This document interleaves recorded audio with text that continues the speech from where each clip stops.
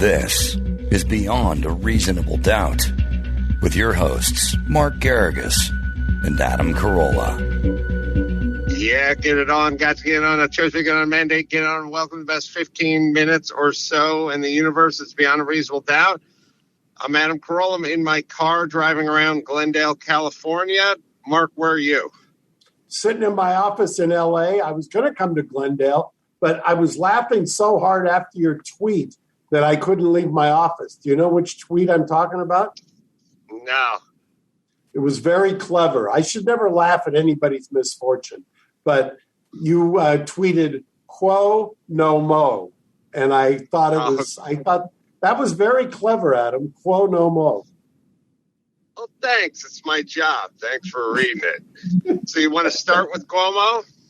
I think we have to, don't we? I mean, it's been wall to wall since this morning. So there's, I think you go back and check the tape, but I think we said once the Dems deserted him and decided to eat their own, that he had no constituency. And I think that was exactly what I had predicted, that if he has no constituency, and then since the last episode, then Miss De La Rosa resigned, and I think that was all she wrote. Once she was gone, that he had no exit strategy, and what a unbelievable turn of fortune, if you will, in the last 18 months for Cuomo. I mean, he was less than a year ago the darling, and now he's resigned effective in 14 days. What's your reaction? Yeah, I mean, just in case people don't remember, he won an Emmy, got a $5 million book deal. He was, all over The View. He was the toast and held up as a model politician, not even a model governor, but, potential run for president. And this is the kind of leadership we need. A couple things. First off, I always love it when politicians get interested in money. Like when he goes, well, if we were going to get into this, it would cost millions and millions of dollars, money that could go to the roads, schools, the bridges, pothole filling, PPE. Like all of a sudden they're on a budget when they're talking about wasting money on getting a recall or getting canceled. But I always wonder if there's a dynamic of we want to build you up and then we want to tear you down.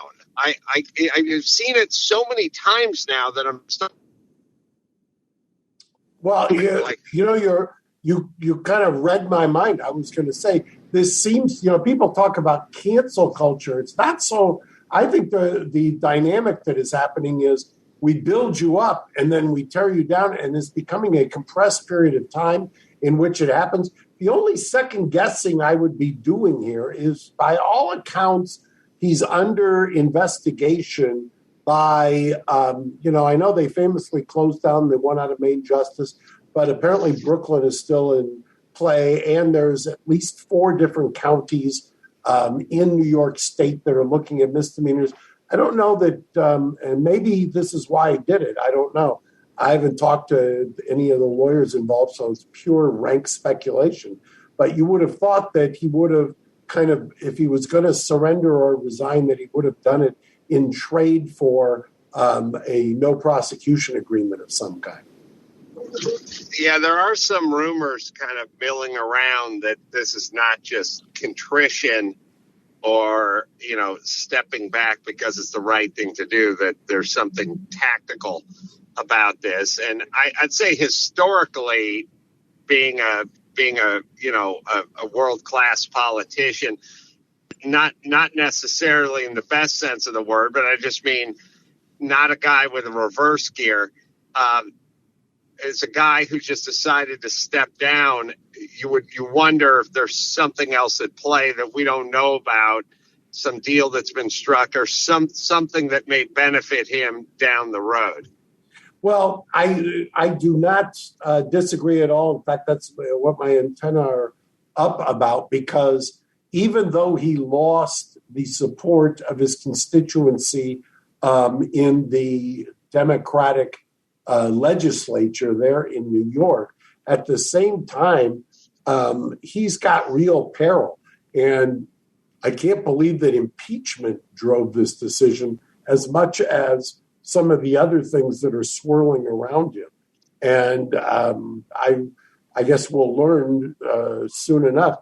You can contrast him with other politicians who still have the backing of or have a constituency who can kind of take the approach that he takes, which is deny, deny, deny. But boy, and at least so far, and maybe there's an end game we can't see yet, but at least so far, the approach that was taken and that kind of prefabricated tape of him hugging and touching and doing with men, women, and all everything in between apparently did not play real well. And like I say, I think it was critical or crucial or the inflection point when Miss De La Rosa resigned. I think that was the death knell for him. And I imagine that there is something else happening here. What about any exposure for his brother Chris? I still think, and I mentioned this on a previous episode, that report is damning in terms of releasing certain kinds of information that showed that Chris was in the mix on some of these discussions. The very well thought of lawyer at a wonderful firm in New York, Roberta Kaplan, resigned from Time's Up yesterday because of her name in the report, and like I say, one of the premier firms in New York, and I know her partner and think the world of her partner, and so there's all kinds of kind of collateral damage as a result of that report, and I do not think this is the end of the story. I mean, this has all the earmarks to me of a 3-act play or a 4-act play, and we're just getting to the meat of the first act. What do you think this means for CNN? Do they have to take some action? I feel like they're losing their credibility a little bit every passing day. Do they have to do a course correction? In the past, they've just been sort of, we'll handle this internally, or Chris Cuomo, he always takes a vacation on his birthday weekend and stuff like that. But in terms of, losing market share and viewers and ratings, are they going to have to do a course correction? Are they going to have to step up and, fire Chris Cuomo or make some kind of move to try to, the optics of this is not good. It's basically what everyone's been accusing them of over the last year and a half. What do you think they should do as a company?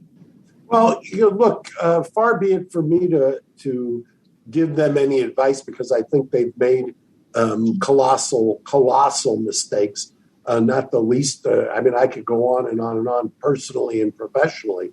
But I watched last night because I was, as you are, curious. And Anderson covered this mightily last night. And that has got to be, for Chris personally, a very uncomfortable situation. Because the Anderson is kind of the touchstone for the primetime network, obviously. And Cuomo was moved into that 9 o'clock spot. And now you've got Anderson going, deep and covering it, I think, with a very critical eye.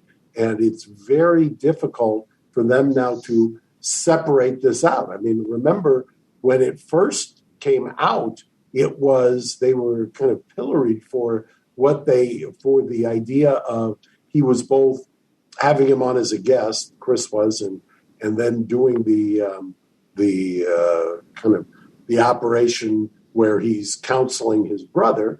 And as one of, brothers, a band of brothers myself, I understand, when he came out and said family first, job second, you get that. You understand that. Your brother is your brother.